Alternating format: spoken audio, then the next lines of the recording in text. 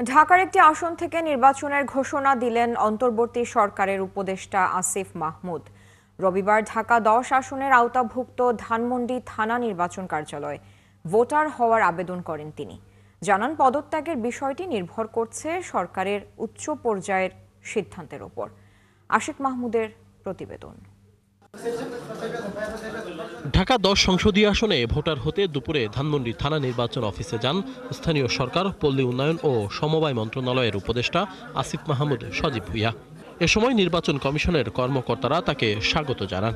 Voter হওয়ার জন্য প্রয়োজনীয় প্রক্রিয়া সম্পন্ন করেন আসিফ মাহমুদ।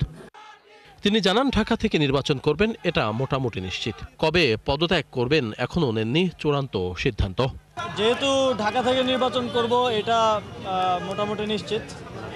সেই জায়গা থেকে নিজের ভোটটাও ঢাকায় নিয়ে আসা, কারণ ভোটটা যাতে অপচয় না হয়। আমি যদিও ভোটার হয়েছে আগে, কিন্তু কোনো নির্বাচনে ভোট দিতে পারি নাই।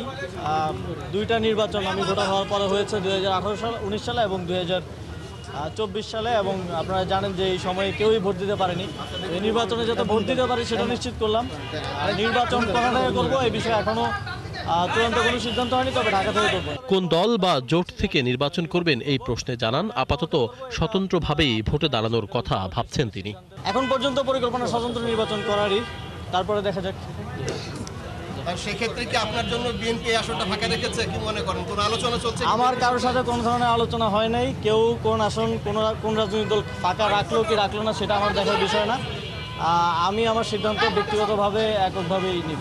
সবকিছু ঠিক থাকলে নির্বাচন করতে শিগগিরই উপদেষ্টা পরিষদ থেকে পদত্যাগ করবেন তিনি। আশিক মাহমুদ, ৭১, ঢাকা।